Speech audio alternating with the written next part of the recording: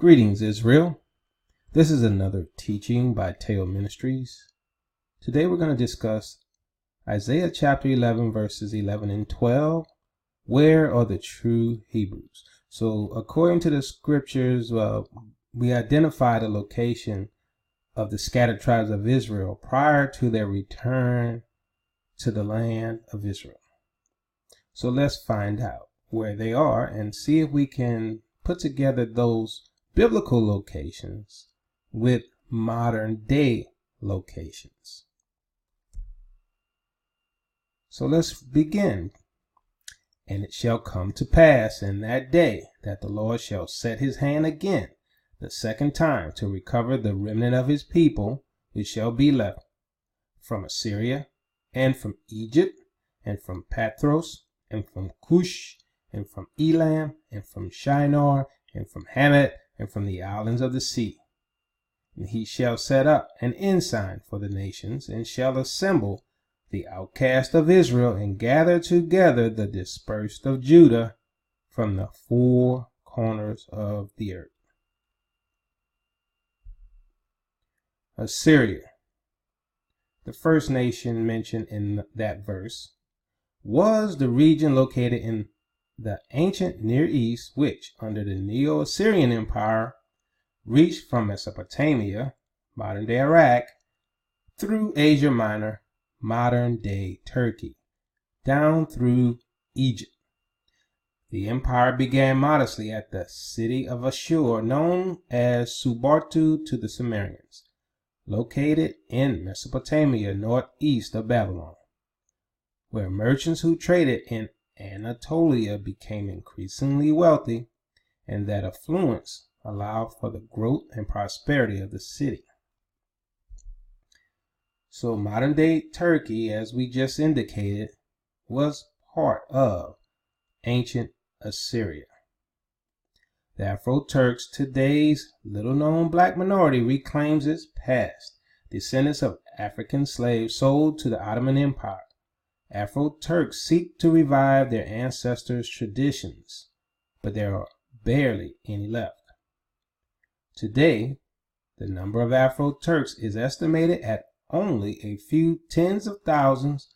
Many still live in the villages of Haskoy, Yanisifler, and Yanikoy near Izmir, while some reside in rural areas around Ayvalık, Antalya, and Adana, as well as in Istanbul.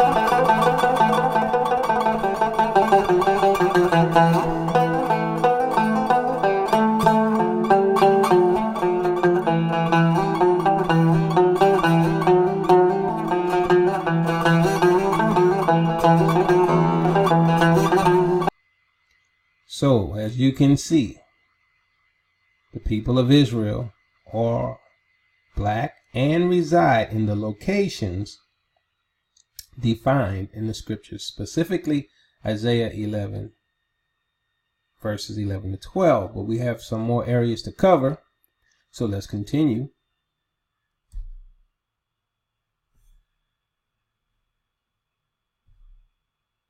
Egypt.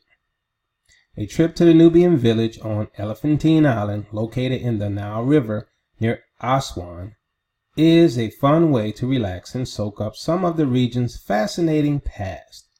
Egypt, throughout its long and colorful history, has been home to many different civilizations. Of course, it goes without saying that the ancient Egyptians themselves were a fascinating civilization, but there were others present at the time that were equally as fascinating. Some of these ancient contemporaries still exist today, including the people you'll meet at the Nubian village. Understand, people, that Egypt is a son of Ham, Mizraim, black people. And the Israelites were always among the Egyptians and the Cushites according to scripture. So let's continue. So let's visit some of the Hebrews in the Nubian village of Elephantine Island.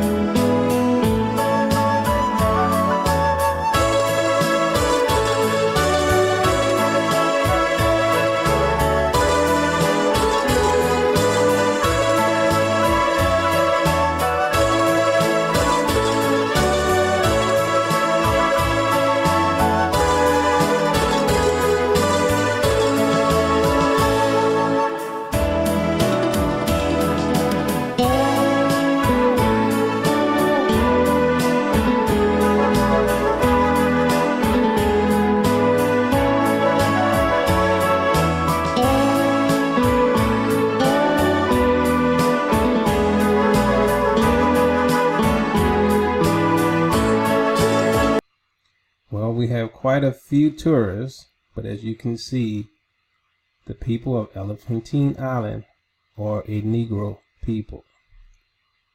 Let's continue. Jews of Elephantine Island. Jewish temple at Elephantine. The Jews had their own temple to Yahweh, evincing polytheistic beliefs, which functioned alongside that of Khnum. Excavation work done in 1967 revealed the remains of the Jewish colony centered on a small temple. A letter from the Elephantine Papyri requesting the rebuilding of a Jewish temple at Elephantine. So even according to these old parchments, Jews were on the Elephantine Island, who occupies the Elephantine Islands of Egypt today. A Negro people, the true people of Yah, the true lost, members of the lost 10 tribes of Israel. Sariah and Zephaniah. King Zedekiah was blinded and put in chains, and in that way Judah was deported from its land. And there, by the rivers of Babylon, the people wept when they remembered Zion. The Bible further speaks of the poor Jews that were left behind in Judah. Many of them fled to Egypt. It is thought that some of these Jews continued their journey far down the reaches of the Nile, where they came to the island of Elephantine, to a place called the City of Ivories. It is documented in the Elephantine papyri that the Jews developed a remarkable trading relationship with the land of Ethiopia. Using the Nile as a highway, war elephants, ivory, spices, and gold passed through Elephantine on the way north to Alexandria and the Mediterranean. The Elephantine Jews grew rich and powerful. They built the first temple outside of Jerusalem and formed a militia known as the Jewish Force, which was charged with protecting Egypt's southern frontier. Elephantine was also the sacred island of the Egyptian deity Canub, whose sacred beast was the ox. But when the Jews persisted in sacrificing these animals during their rituals, in revenge, the Egyptian priests, in league with the Persian commander of the city, destroyed the Jewish temple in 411 BC. After the decline of Elephantine, it is theorized that the Jewish community followed the well-known trade route down the Blue Nile. A Falasha spiritual leader said in the 1860s that, "We came after Jeremiah, we came by Shinar, and from there to Axum." In the 9th century, Eldad Hadani, the fabled Jewish traveler, reported a powerful Jewish nation existed in Africa. So let's ignore the Europeans' depiction of themselves, replacing their image with the true Hebrews, but listen to the story told about the Jews of Elephantine, Egypt. Okay, so we're going to continue, but also Eldad the Danite was a Falasha Jew. Eldad the Danite was a Negro, just like the Falasha Jews of today. So the Europeans aren't good at keeping their stories straight, right? They're sort of all over the place, so you can catch them in their lies really easily. Not all Europeans know this, but it is the powers that be that are behind our scattering, right? Psalm 83 was in effect. Now let's take a look at Pathros, which is also in those verses. Okay, Pathros refers to Upper Egypt, primarily the Thebaid. It is mentioned in the Hebrew Bible in Jeremiah 44:1 and 15, Isaiah 11:11, and Ezekiel 29:14 and 30:14. It is the homeland of Pathrusim, or Pathros. Upper Egypt is the strip of land on both sides of the Nile that extends between Nubia and downriver to Lower Egypt. So Upper Egypt includes Nubian territory and Lower Egypt. And as you can see here, Lower Egypt is actually north. And Upper Egypt is actually further down. So as you can see, the territory of Lower Egypt and Upper Egypt and Nubia and Cush, right? You see those territories that are mentioned. This is black territory. Sudan is Pathros. So as you can see in this area, right, you have the Lower Egypt up here and Upper Egypt down here, which includes Nubia, or blacks, right? Nubian means black, and Sudan was part of the Upper Egypt. As you can see from the previous map and the map on the right, Pathros is within Nubia, which is within the area known as Sudan. Many Jews lived and still live there today in Sudan. Also remember that Egypt is Mizraim, a descendant of Ham. Israel mixed with the Hamites. So the Europeans or the Gentiles, they really like to tell us how much we are Hamites or Cushites, but the whole biblical story of Israel is surrounded with children of Ham and the Cushites. And throughout the scriptures, the Hebrews married Cushite women, right? This is not rocket science. The bottom line is everyone's been lied to, and let's get the story straight. Okay. Many of the races that take advantage of their privileged position don't really know that they're sinning against the Most High when they allow the cops to murder us in the street, right? They don't dig that deep in their heart, but their heart is not in line with the will of the Most High, right? They don't bear the fruits of the Spirit, and so they condone by their inactions and their inability to make recompense or make amends for the evil their ancestors did. The fact that they fail to make amends means that they also suffer the judgment of their ancestors. Why? Because you benefit from the sins of your ancestors, and you have no problem taking those profits and those rewards from your ancestors. Now, if you were truly repentant, you would make things right with the true children of Israel. You would take those resources that the children of Israel actually built and give it to them and remove them from their poverty status into the status that they were meant to be. Let's continue. Jews in Sudan. The Jews of the Bilad al-Sudan, West African Jewish communities who were connected to known Jewish communities from the Middle East, North Africa, or Spain and Portugal. Go back to our stories. We cover Spain and Portugal and all of that, right?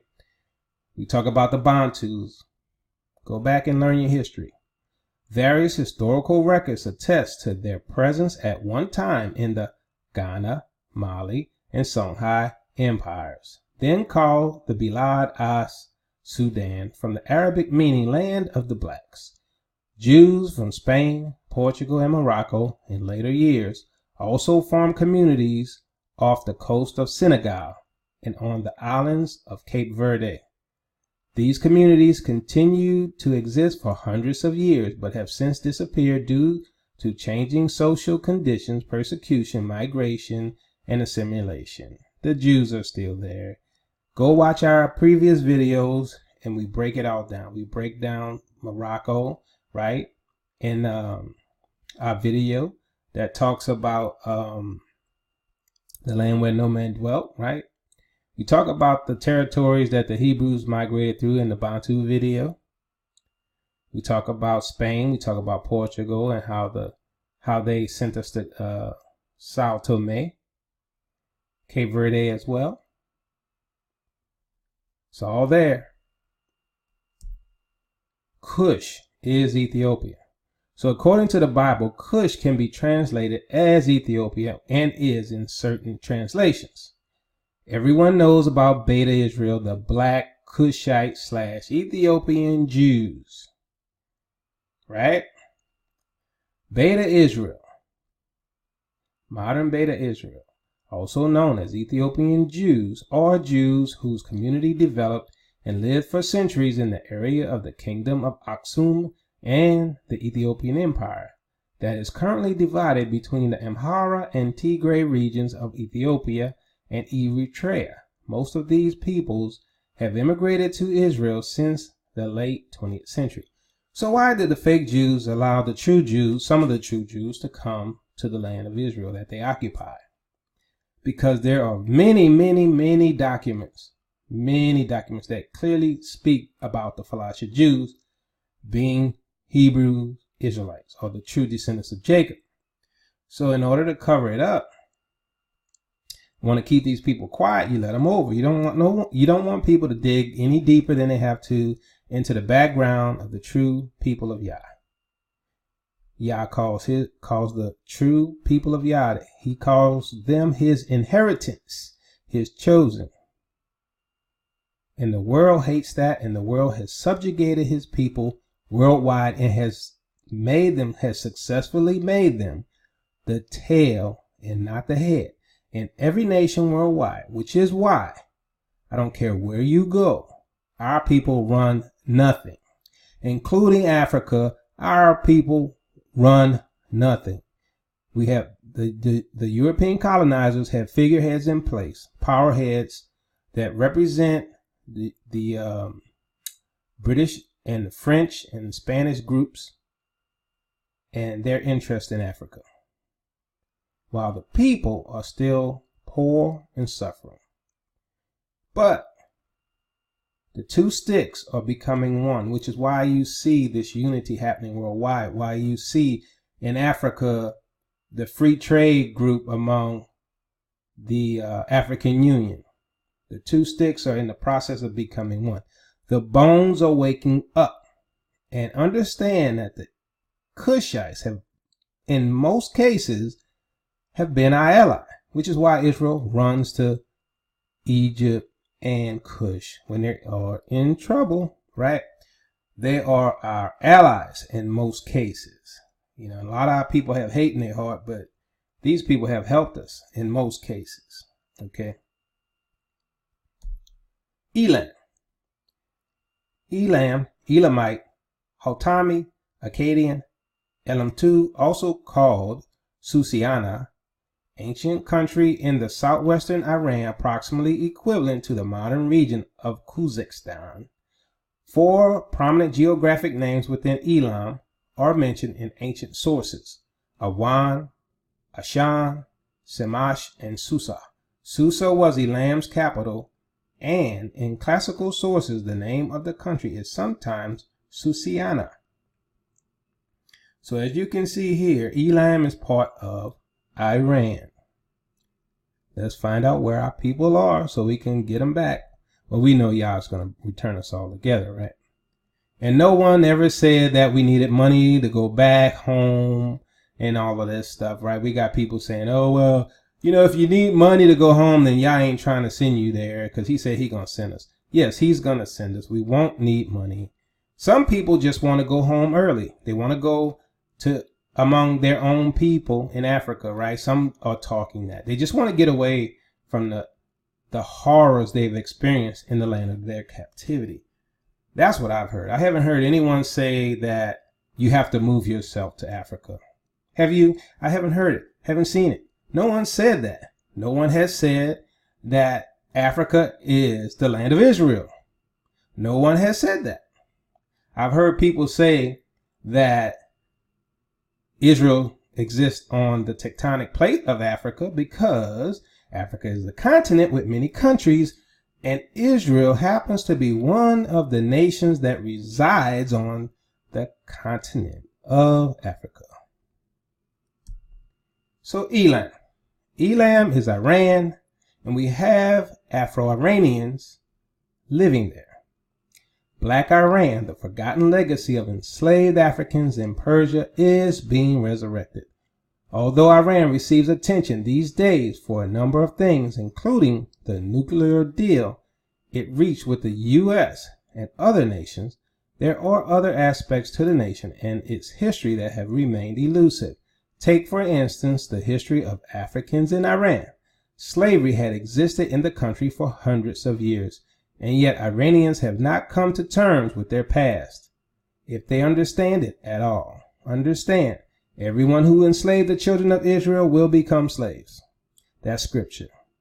And as I've said in my text, Muhammad was never a prophet of Yah. All of the prophets of Yah are descendants of Jacob.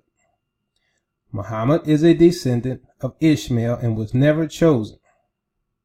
Let's continue. Afro-Iranian, aka Hebrews of Elam, the Hormozgan province in the Persian Gulf. Some Negroes in Iran right here. Looks like our people. This is what we look like worldwide. Hebrews in Iraq, aka Shinar. To be black in Iraq. There are many black people in Basra, and especially in Zubair district, an area of crumbling mud brick buildings that is home to 300,000. Most black people in Zubair claim to be descendants of slaves brought to the Gulf from Africa, at least since the 9th century. And some old habits seem to have survived for a whole millennium. The Arabs still call us abid, slaves in Arabic, says 46-year-old Zubair resident Amin Tariq, Luckily enough, there are not aggressions against us, but we face discrimination in almost every aspect of life. As Tariq speaking in the courtyard of his humble mud house. They know who we are. The Muslims always knew who we were. They just think that Muhammad was chosen as the prophet and final prophet of Yah, right? And so they thought it was okay to enslave Yah's people, and they call us Abid, slaves. Europeans call us Negro, nigger, Negro, Niger, black. Portuguese word for black, right? All the nations have conspired to enslave our people, subdue us worldwide, and make us perpetual slaves, as the Pope said in the Dum Diversas edict that he gave. Shinar, the land of Shinar, was a general geographic term for what is today Iraq, known in ancient times as Mesopotamia. This appears to be the area of Basra. So as you can see on the left map, Basra and Shinar, right? The territory is the same. Basra is part of the ancient territory of Shinar. So here you can see Basra, right? Close up. Part of Iraq, part of the area that was known as Shinar. You have a view here as well, right? Babylon, the area of Babylon, and the area of Shinar included Basra.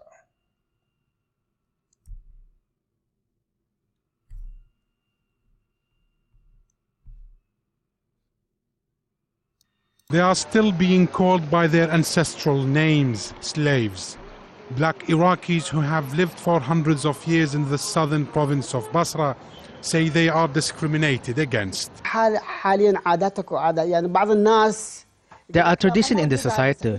People might say it doesn't exist, but we feel it. For example, when two people fight in the street, one is black and the other one is white. They say X had a fight with a slave. It really hurts. Sha'ban is a member of the movement for free Iraqis. He advocates for more rights for black Iraqis, like parliament representation and more jobs. He says there's a conspiracy against them. Why is there no black merchant or a senior black official in the state? We concluded that there's no place for the blacks in the Iraqi society or in the state. They live in poverty and on the margins of society, working in low-paid professions. Local officials say there's no discrimination against anyone and that the door is open for any group to participate and take their role in the society. We don't want to differentiate one sect or color over another. This is part of ethnic, racial and sectarian division. We want Basra to stay away from it.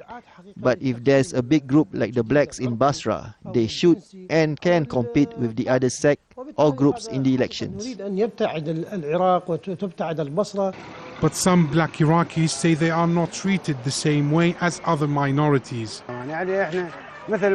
We want to be like the Christians, the Mandaeans and other white minorities who have fixed representation in parliament. We, the black people in Iraq, have rights. An argument that some tribal sheikhs disagree with. Now politics is free for everyone and free choice. And whoever wants to be a member of parliament or heads the cabinet should present himself to the Iraqi people and they will elect whoever they want. On the streets of Basra, residents say discrimination doesn't exist. The whites are 90% and the blacks are 10% in Iraq and Basra. That's why you find few blacks in high posts and ranks, because the whites are more. But we're all brothers and my best friends are black. We live together and there's love. They are also socially interrelated. There's no difference. Others say there are some taboos. There's no exclusion of the blacks. There are some traditions in the society that they too don't intermarry, but otherwise they coexist together peacefully. And while the varying opinions continues to divide this war-ravaged country, The daily struggle for survival remains a challenge for over 1 million black Iraqis. Doesn't their story sound familiar? It sounds like our story in every nation worldwide, no matter where you go. The Negro story is the same. He is discriminated against and he is told that he is not. Right? The Brazilians actually seem to suffer even more so than we in America, if that's possible. Seems to be. Our people worldwide are called slaves. The Egyptian leadership calls our people slaves as well. Right? But who has always historically been slaves according to scripture? The chosen people of Yahoo was always destined to rule. Okay, this is not a supremacy issue. This is what the scripture says. Yah's covenant with his people was for them to have the land and for them to rule and teach the nations of the world. Because they were tricked into sinning against the Most High, we have entered into judgment and have been slaves worldwide and have been the bottom, have been the tail, and not the head. But the fact that we're waking up shows you that that time is coming to an end. Now, another area mentioned in those verses, 2 verses, is Hamath.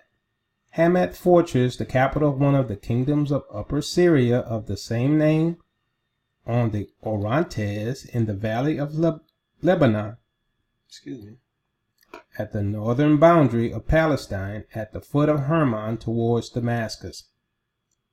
So true Hermon is Hermat Gabor here in Syria. You listen to the fake Jews, they say it's over here, right? But it truly is here. So we believe that Hamath Gader in Syria is the biblical Hamath. It is not near Tiberias as the European state. Okay? It is here. Sea of Galilee, Hamath.